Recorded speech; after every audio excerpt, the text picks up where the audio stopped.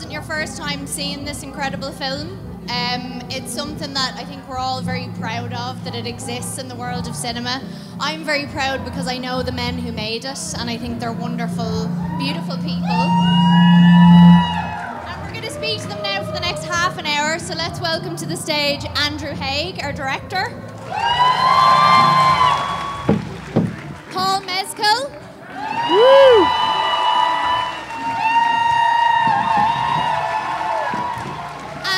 The beautiful, angelic, incredible, superhuman Andrew Scott.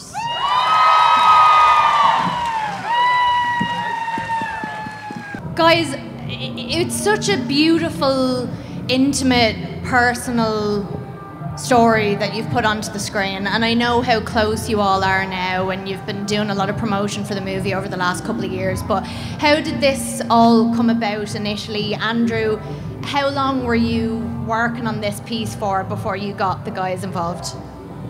I can't really remember, but I feel like it was cool. It was probably end of pandemic. Well, I wrote it during the pandemic. I was living in LA at the time, wrote during the pandemic. And then, what year are we in now? What is it? 2024? 2024. Yeah. When did we make it? 22. 22. So yeah, these things always take a long time, but the minute the script was finished and we got financing, these guys, Andrew came on first, and then Paul came on a little bit later, but it was, whenever you're casting, you always hope that you're going to get the right people, and I think clearly we got the right people, so it was amazing. You did.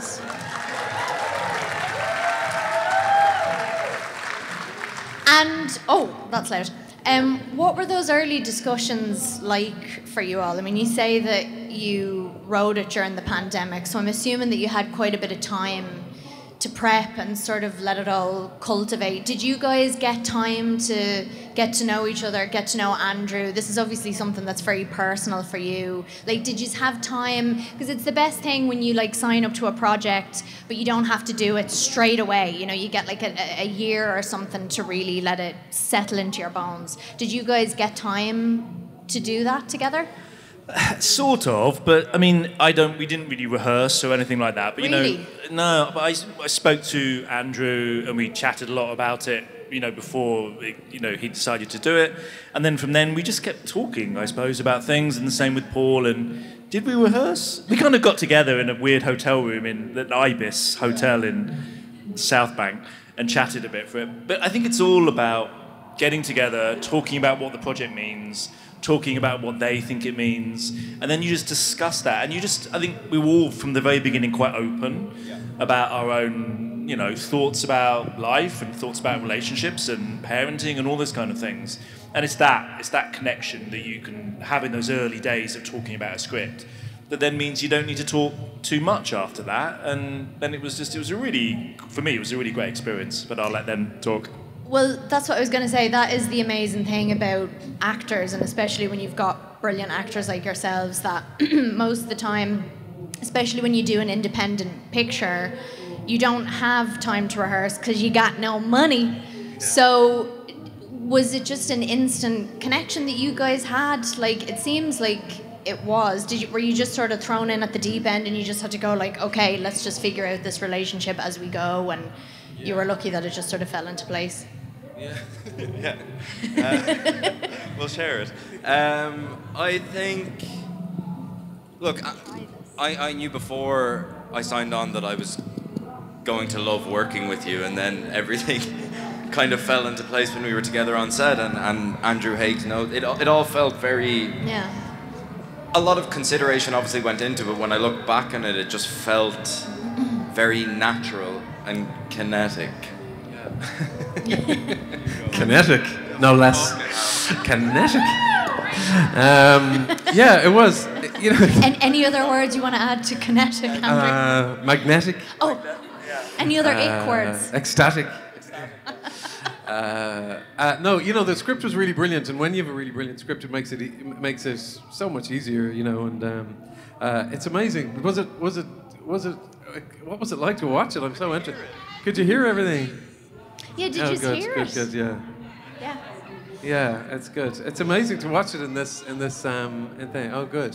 Yeah, we sort of it was a pretty instant connection. Yeah, it really was. And for you, I mean, I loved watching you two together so much, but I equally loved all of the gorgeous scenes with yourself and Claire and Jamie, who are so amazing. Yeah. And just, I mean, we all love them so much. Did you draw from your own relationship with your parents, or did it feel like you needed to sort of build this relationship with them and it was its own individual thing? Like, were you going into it sort of treating them like they were your parents, or were they friends, or? A little bit, yeah. You just sort of use your imagination. We weren't entirely convinced until we started if it was going to work, if the premise was going to work, but right from the beginning it was really, really easy because you just use your imagination. And they're so fun. Claire and Jamie are just the most fun, brilliant, playful people.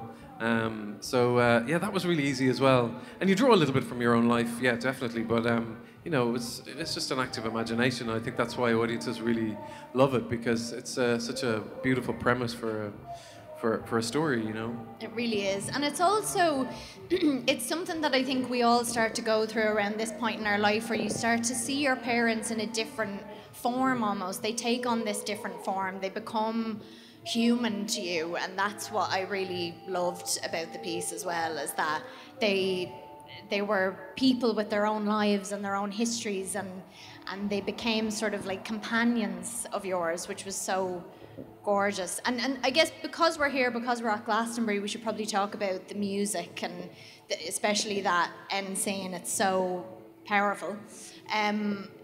When you write, do you write to music? Do you have a playlist that you create for projects? How do you work in relation to music? I did have a playlist. It pretty much is the playlist that I was listening to and I was writing is the playlist in the film, pretty much. So all of the songs, I think most of them were scripted, weren't they? Yeah. They're pretty much all in the script.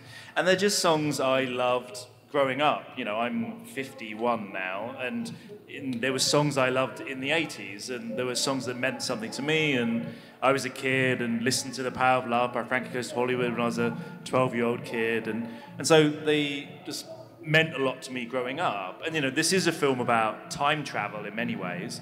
You get to go back almost. And so music is such an amazing way to bring you back. Like, you do it, you can feel it here in Glastonbury when there's a band that you've not heard for 20 years and you hear them and you feel like you used to feel when you were young. So it was really important that was the soundtrack I used. And did you play music on set as well? I don't think we did we? No, I mean, we did in the club. Like, clubbing things are so hard. They're so hard. It's so hard to do, but we had it's constantly loud music all the time, so at least you feel what it feels like. So you're not dancing to nothing. You're not going like, which is what? horrendous. Yeah. And we were speaking about the cinematographer who shot this film, who we've all worked with, Jamie.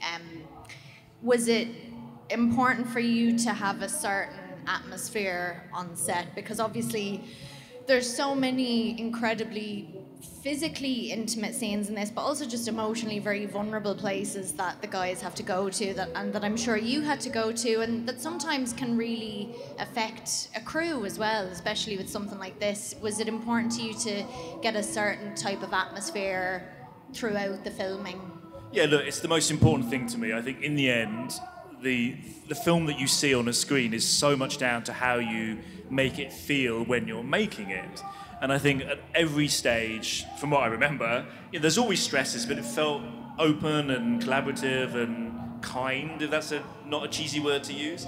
So everybody feels like they're coming to work and nobody's shouting and screaming and everyone is not feeling judged. That's the thing for me. I know how hard it must be for an actor to go onto a set and then perform and everybody's standing around watching them. I'm very aware that must be kind of horrendous. And it is for me to direct with people watching. So I'm like, don't look at me. Don't listen to what I'm suggesting. I hate watching you act. It's awful, jeez. So I want to try and keep the set small and, and especially for like the sexy scenes, the sexy scenes. Them sexy scenes, huh? For those scenes, we let everybody come in. Andrew wanted everybody there. Everybody in. Open the doors. Get people in off the street. Come on. Andrew's taking his top off. I'll come. Of course I will. What else do I want to ask you? I guess, what else should we talk about? Well, I guess when the film was released, it was released quite a while ago now. The response, has it sort of lived up to what you hoped it would? Has it exceeded it? I mean, I think so much more than, I thought, whenever you make a film that's not very big, you think nobody is going to see it, and you feel like nobody's going to give a shit. And it's heartbreaking. I think we've all made films that people are like, what was that? What was that film you made? I haven't heard of that. And you're like, yeah, I spent a year of my life doing it. But so when it does break out of something and people talk about it, it's great. It's really special, and you don't take it for granted, I think, because it doesn't always happen. Yeah. It doesn't always happen. Was there anything that you guys took away from the experience or from the characters? Because I know for me, I start to see the characters that I play, I sort of liken them to like friends that I've made. And I don't realise at the time what it is that I've taken from them as a person, because I see them as a real living thing. Is there anything that, because sometimes it could even be like the way you dress, or the way you start to hold yourself or gesticulate or speak, or like, have you guys noticed in the couple of years since you made the movie? I've still got my earring. Did that come from this? That came from this. But the mullet's gone. It's coming back. He had the mullet. When we shot our film, Paul was in the hair and makeup truck one day, and he was like, I think I'm gonna get a mullet, and I think everyone's gonna love it. And I fucking and did. I was like, that's a terrible idea. But you all did. But yeah, I love the mullet. But shut up. You don't have it now, though, do you? Yeah, he got rid of it. What do we? Now we whatever. I think with characters like Harry, I feel like I see a lot of my friends in someone like Harry. Okay. And bits of myself for sure, where you have this kind of high functioning kind of party boy that on the surface, like the minute you scratch beneath the surface, he's kind of drowning. And I think that's true of a lot of young men and lots of young men. It's getting better, but there's a struggle for young men to articulate actual pain. Yeah. And I think this film illustrates that beautifully. So I think I recognized young men in today's society in the film with it.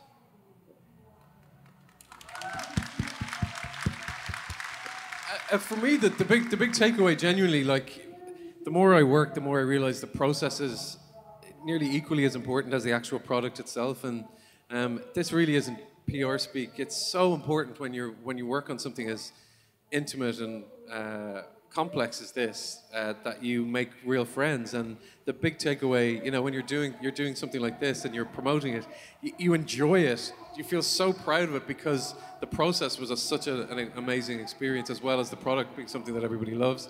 So the big thing that I've taken away is friends, friendship, definitely. Andrew, you've been working for so long now, and I always ages. Can't get rid of him. Can't get him off the stage. He's everywhere. Get him off the stage. And you've been doing it for so long, and I remember reading this article about you a few years ago, and you were talking about accents and how this is kind of not to do with the film, this is just about acting, but I just want to hear you talk more about it, because you had said that when you start out, and I know you'll agree with me about this, that you're so desperate to sort of separate who you are from the character, because you're like, well, that's what acting is. I'm not me, I'm this person. And so accents become your way to achieve that. And you so gorgeously have portrayed the most famous characters ever written in your own accent. Has that been a journey for you to get there? Yeah, it has. I think when I was a little less self-accepting, I mean, all actors are completely different. Accents are so personal, I think. And before, I really loved using an accent, and I still do sometimes. But on this one, there was something about it that we talked about, where it was set and how Irish I should be, essentially. And I suppose it wasn't necessarily about an accent, but just a complete absence of any kind of extraneous things that you might need.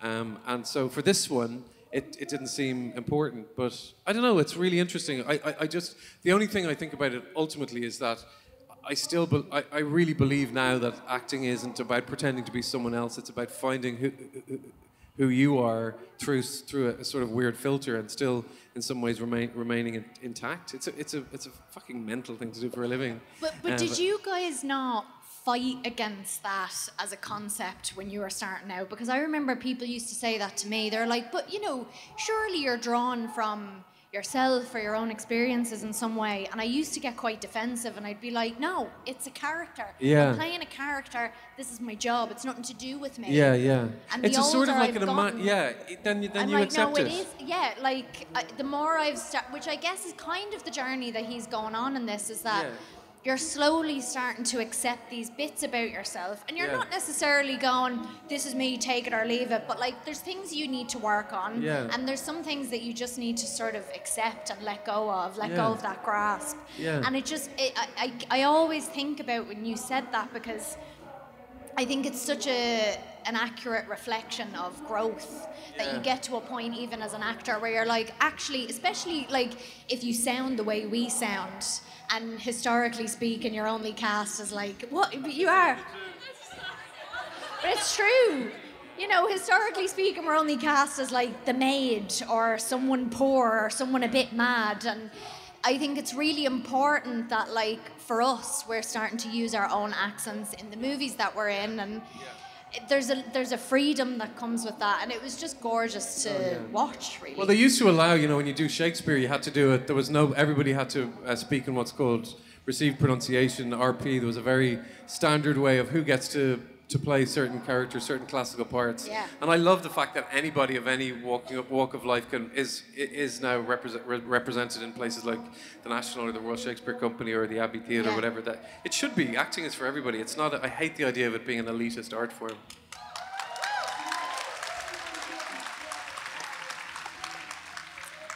I love using accents. I don't really like using my own accent. But I'm young, yeah, but I agree totally with that. Let me just I find that if I weirdly feel if I use my own accent, I fall into rhythms that are too similar to me. okay, yes. And I think Andrew's a genius of kind of using his own voice but finding the idiosyncrasies of the character. And I don't have that confidence yet, so in time. But it's you know. Yes, I do think it's a journey, because I was the same up until a few years ago. Yeah. And I think when I did a play, I thought about you a lot when you With did Lady Macbeth. Yeah, and when you had done Hamlet. And I don't know if you guys have seen Andrew do Hamlet, but it's gorgeous in his own accent. I think we all kind of get it is, and you just kind of get there. We've got 5 minutes left, and this lady wants to ask a question. I just want. Oh. It's loud, right? Yeah. I just wanted to make a comment about the film, really. I came here thinking it might be about your relationship. I'd not seen the film, but I lost my dad 3 weeks ago, and I just wanted to say how beautiful I thought your portrayal was. But also, I did think the relationship thing was beautiful as well. I just wanted to let you know I thought it was a gorgeous film. Thank you.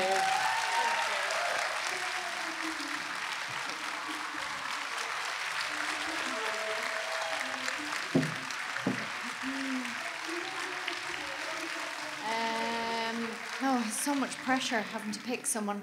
I've seen this film a lot, and I talk to a lot of queer people about this film. And I try not to ruin really anything, but the way that I describe it, and I'd love to hear your opinion on this, is it's like if you take queer intimacy and you try and find the middle ground between that queer joy and that like intense queer grief. And it's all about trying to find that middle ground and really explore that. And I just wanted to ask, like, both as actors in the film, but also as the director, how did you kind of explore that middle ground? Yeah, it's a really interesting question.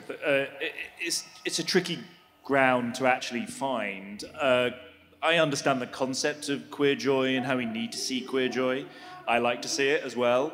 But personally, it doesn't sort of make a huge amount of sense to me. So I always want to find, because, you know, there's always so much pain in a lot of queer people's lives. It's getting so much better, thank God, but especially people who are my age and older people.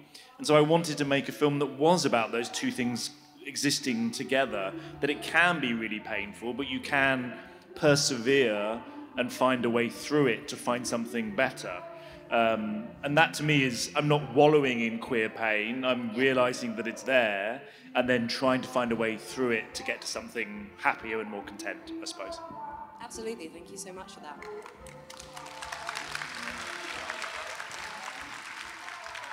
I feel like, Andrew, I feel like within us, myself and Andrew were always very keen that those, especially the intimate scenes, I always felt like we had an opportunity in what Andrew wrote to play something that felt really intimate, and this is a coarse term, but the sex scenes aren't like grabby at all, which was really important to us, that there was a real tenderness to those sex scenes, and I'm really proud of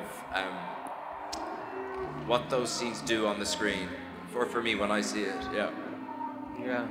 And I think it's about, like, I don't think a film like this resonates with a lot of people if it has a sort of very specific, almost cynical attitude about encapsulating what queer joy is, but something about it has encapsulated people, and it's completely magical, and I think it's just to do with authenticity. And I think the thing that's remarkable about it is, I think what can be very insidious and very reductive for a lot of queer people is that they're just represented as people who are in relation to their sexuality. And I love the idea that you see both queer grief and queer joy represented in relation to how they are with their families, and how they are aside from their sexuality. That coming out, I always say, has nothing to do with sexuality. When people are coming out to their parents, they don't feel frisky. They're not thinking, I'm feeling sexy now. They're talking about something that is very personal to them, and what they're thinking is, I really hope you accept me when I tell you something that I haven't told you before. And that's not necessarily something that's exclusive to queer people. That's something that all people experience. And so I think the reason that it's wonderful for queer people is that they feel included in a greater experience, which is just, I'd like you to love me for all sides of me,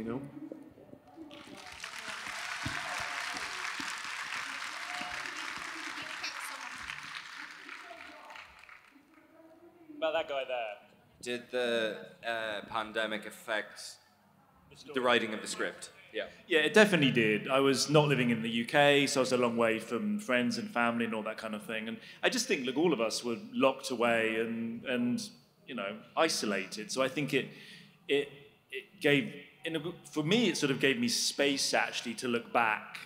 And I thought a lot about my own past and growing up and my family and what love might mean to me and all of those kind of things that the pandemic actually forced me to look at again. And I think that found a way into the story. I also thought the world was about to end, so I figured no one would ever see the film and I'd never get to make it. So I just wrote it thinking, I'll just put all this shit in and see what happens. And then we had to make it, so it was different. But yeah, it definitely, and it's got, if I watch it now, not that I do, but if I did, it definitely feels like it's from that time in a lot of our lives, I think, definitely. What I is think your the creative process and how it changes between stage and screen. Okay, great. Here you go. Yeah, what do you do? Well, Buckle up. do you want me to answer? Do you not want them to answer? What's my creative process? I was actually saying it to Andrew backstage that from the first time I read a script up until yesterday, if I'm reading really great writing and it's a really brilliant character, I'll have this compulsion to say the lines out loud. So as I'm reading it in my head, I'll just naturally start performing the scene. And that's sort of the first level of like, I'm interested in this. As you go on, and you become more experienced, and I hope more successful, you'll start to then kind of go like, okay, what kind of a director do I want to work with next? Who do I need for me that's really going to push me? Have I played a character like this before? But at its core, there is just something in you that is nothing to do with your head for me or intellect or anything like that. It's purely emotional, and it's purely, I have to say these characters' lines out loud. I never trained, so I didn't have the wonderful, training that you've just experienced, but I've only ever come at it from an emotional place, so that's kind of how I make sense out of it, and that hasn't changed in 22 years, so. I think this might sound facetious, but I find that my process changes from job to job. But one thing that is consistent is a kind of fear and panic that comes along with it. I feel like if I'm not scared of it, or if I'm not panicking at a certain point, it's not going to pan out. And then hopefully those things dissipate the closer you get to filming. But a lot of it to me is, I like to be director-led, so I'll turn to a director and be like, what do you want from me? And I like to kind of submit myself into the process that way, because if I'm left to my own devices, I'll just stare at the ceiling and be like, what the fuck am I going to do? So yeah, a blind panic and fear is, it's helpful. No, it is. No, a lot of it's scare. Like a lot of it is fear, and that's not to be like, it's not me being like, oh, I just panic. It's like, that's why I ask for a director. He asks so many questions, and he's so curious, and he's always trying to figure something out, which I just found that really interesting when we were working together, because I'm just sort of like, yeah, I think this feels right, but Paul has this ability to be able to go, okay, well, is that actually working? And he knows exactly what questions to ask, which I was really impressed by. So I think you know more. He does. He's got a really interest in the technical aspect of things, and I think that's really, really important. I think there's a lot of bullshit, frankly, spoken about the difference between stage acting and screen acting. Definitely.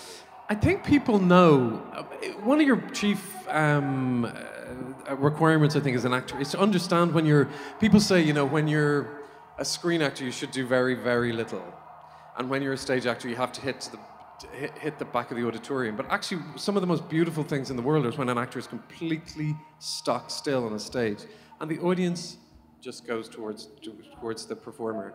And likewise, people have an extraordinary way of, extraordinary physicality that I think you maybe have to have an awareness of your physicality when you're screen acting. But I think we all sort of know when you're being a bit OTT. You think, Philip Seymour Hoffman was always he massive. was incredibly expressive. Huge. And, Meryl Streep. Well, that's one of the great actors. And I think just that, it's playfulness, it's a word I use an awful lot, but it's getting to know yourself and to be interested. There's a huge amount, I think when you're starting out, there's a huge amount of opinions about what kind of actor you are and blah, blah, blah. And it's just to hold on to your own spark of divine fire and trust your own instinct. Yeah. Great. That's it. Thank you all very, very, very. Yes, enjoy Glastonbury. Thank you so much. We get to say thank you, Glastonbury. Thank you, Glastonbury!